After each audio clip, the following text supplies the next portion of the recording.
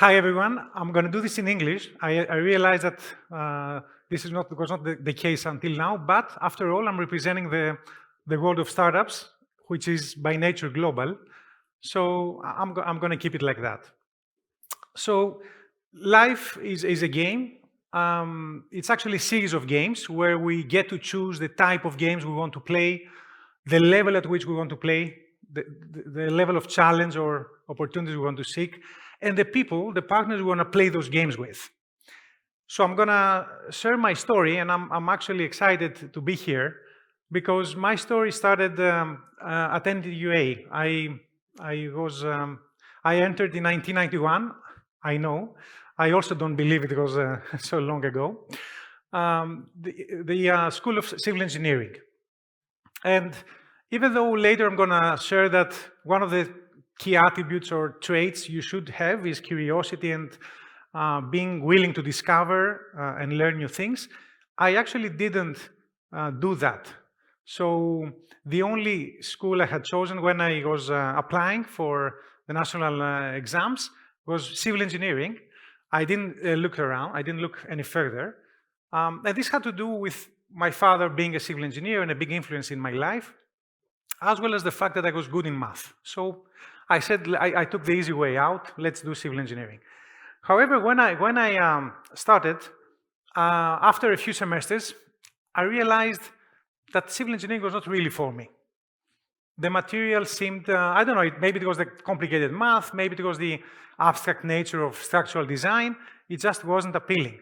However, thankfully, there were some subjects about business, and I quickly realized that I was really attracted. And that spurred my interest to further this inquiry into business, and I realized that this was very exciting for me, and that was the way I wanted to go. And also another opportunity that came up out of nowhere, and was the reason why I actually ventured in the space of technology, of the internet, was because two classmates and friends of mine, also civil engineers, invited me to join them so that we co-found eShop, the first retailer in Greece, going after the example of Amazon in the US. And that was a couple of years, 1998, so really early on. However, I didn't take I mean, I joined and I helped in the beginning, it was exciting. It wasn't as exciting as my dream to get a proper business education in the US, which is what I wanted to do. I wanted to first get the basics right. So I applied, I went through the process, and I was admitted at the Columbia Business School. And I spent 2 phenomenal years in New York, really learning about businesses, about business in general, meeting great people. And it's just that there's so many stimuli in that city. And for sure, that was a great learning experience for me. When I graduated, again, I wasn't ready to jump into entrepreneurship. So again, I took the safe route that many classmates at the time, back in 2002, were taking, the safe route, which was to join a consulting firm or investment banking firm. And I joined Boston Consulting Group and spent a year there. However, again, I realized after a year that I wanted more. I wanted more impact, more autonomy. And at that time, I was ready to take the plunge. I had already gotten a solid business education, and I considered consulting as a further educational step. And I was feeling very sure about myself, about the skills I had acquired, and also about the opportunity of eShop. So I was ready to rejoin eShop and apply all those skills I had gotten during the years. It was amazing. It was a playground for a business person, because you got to do everything, like marketing, finance, operations, HR. I got to go in depth into everything and support the company, which was at an inflection point. The inflection point had to do with the fact that when I joined in 2004, we were doing a couple of million of euros, and it was 15, 20 people. And within 5 years, we reached 500 people and more than 100 million of euros turnover in Greece, which is not like a big market, but it showed how the market was willing to, was thirsty for a service like, for e-commerce in general. This was amazing, and the first moment where I had to look myself and face, take an honest look at where I was going, was when we, even though things were going well, at some point I realized we had some differences in opinions with my partners, and this specific moment was when we had the option to sell the company, and I couldn't, I was of the opinion that we should sell, we didn't agree, and that's when I realized that I had to gradually disengage, and because I couldn't see myself in that company for the next 5 years. It was a painful decision because this was at the peak of the company, 2008, 2009. We're doing very well. I was mostly the public face of the company, so honestly, I thought like part of my identity was going hand in hand with eShop, and I had to start all over again. Having said that, it was a great opportunity for me to get exposed to the magic world of marketplaces. I started doing angel investments. I joined as a co-founder Open Fund, which was the first syndicate for investments, and that's how I got exposed to Taxibit, and I became an angel investor there. And I also helped co-found efood, which was an idea I had warehoused, hence the name, which is very generic, like eShop. You see the connotation here. And Dr. Anytime. So together with different groups of people, I got involved with those projects, and I was quite happy, and I would have stayed like that if not in 2011, at some point, the Greek crisis, which was impactful, also affected eShop to a significant extent, to an existential extent. It was very painful because some of the decisions we had taken in the past were a bit risky. For instance, we hadn't gotten any external financing. We didn't have any equity investors. Actually, we had external financing, but it was all debt. So we were quite leveraged as a company. And when the turnover started going down, we had to cut costs. We had to lay off people. It was a very painful process. So I also went back and tried to support in the restructuring, the negotiations with creditors. And it was very difficult, and I was dealing with two worlds, like on a daily basis. On the one side, it was the crisis that eShop was going through, and I was dealing with difficult conversations.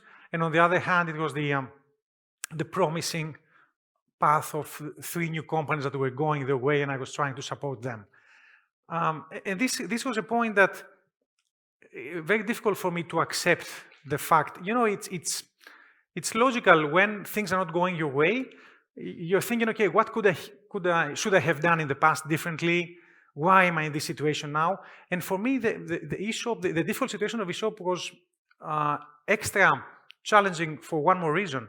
I had taken another interesting decision to provide personal guarantees to the banks that supported eShop. So I had also risked the house of my family, because my family, I hadn't bought anything. I was an entrepreneur working, had just a salary, and I forgot to say that when I left BCG to join eShop, I took a 50% pay cut, which I was happy to do because of the excitement and the promise. So I didn't have any savings. I was actually putting on risk also the property of my family, so extra stress. And I'm not saying it was easy, but my point here is that at some point you need to understand that you need to accept reality. You need to say what is done is done. I cannot change the past. So in a sense, you let go, and then you look ahead. You look at what you need to do to get out of the situation. And this is what I did. I had a lot of time because, by the way, I was feeling guilt and shame because the company I was associated with could not honor their obligations. So I wasn't really socializing a lot for the next 2-3 years. Until 2013, 14, I was really working relentlessly, trying to make up for what has happened. And this is also my suggestion in general: just let go and then focus on something that will help you recover. So it sounds, strange to say that we should welcome crisis. I mean, we shouldn't really welcome a crisis, but if and when it happens, because if you're taking some kind of risk, if you want to grow, there will be situations where you're faced with unpleasant circumstances. We should embrace those situations.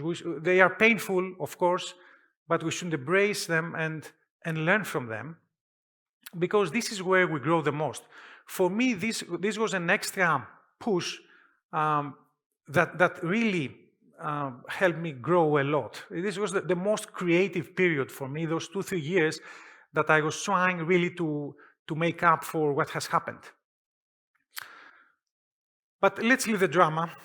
And thankfully, 2015, efood was sold. So by the way, eShop made it, as you all know.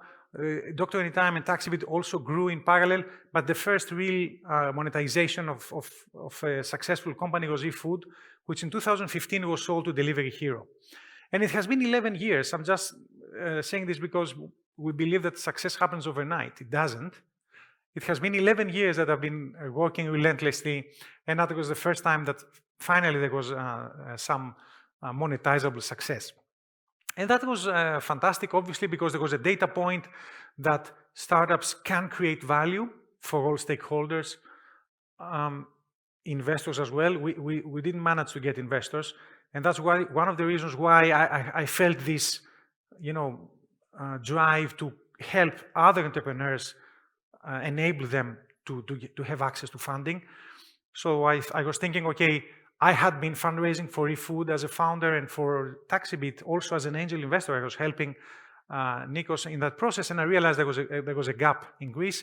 So that's when I had the idea, let's make this funding available. Let's launch a venture capital fund. And that's why I said, okay, I'm not going to do this alone. I'm going to do this with a friend that I trust in terms of character, capabilities. And that's when I discussed with my friend George, who was a banker but also an angel investor, and together we launched Venture Friends, which was the first private-only venture capital fund. And that was 2015. Very difficult year for going out to investors and asking for their money. But our conviction was so strong because I had seen efood. I was very positive about TaxiBit. I was certain that this company would become big, which also happened just a couple of years later. 2017, as you know, the company was sold to Daimler. So we went out with this conviction, and we really managed to persuade 40 different investors to join us and invest 20 million. And we launched the first fund of Venture Friends in 2016. And our goal at that time was to support Greek entrepreneurs mostly. So we started doing that, and we supported some emblematic companies like Blueground and InstaShop, which you may know. And then we realized that the problems we saw in Greece were also existent in other geographies. So then we raised our second fund in 2018, and we grew the scope a bit. So we started investing in Europe, a bit in the Middle East. And then once we had our successes, and we even grew the scope more, we grew the team. Now we have a team member in London, a team member in Warsaw. We're 8 people, 6 of us in Athens and 2 in UK and Poland. And we invest in, out of our third fund, which was launched in 2021, and it's 100 million now. We invest in Europe, Middle East, and Latin America. And this is like the development, but why am I sharing this story? The point I want to make is, one, everything started from NTUA, and this is hopefully can show you that it doesn't matter exactly where you start, but it's about discovering where you belong. And the second is that I don't consider myself somebody with outlier capabilities. I believe the reason what brought me here and what I want to share with you is that I have some specific characteristics and a specific attitude, and I wanted to summarize those in 5 key points. And I believe that those habits, those traits can be developed by everyone, can be adopted by everyone. And also in my case, I didn't have them day one, and I wanted to say that I developed them over time. They were reinforced definitely that crisis reinforced them further. So the first one is curiosity and openness. I believe I was always curious. I wanted to learn and explore.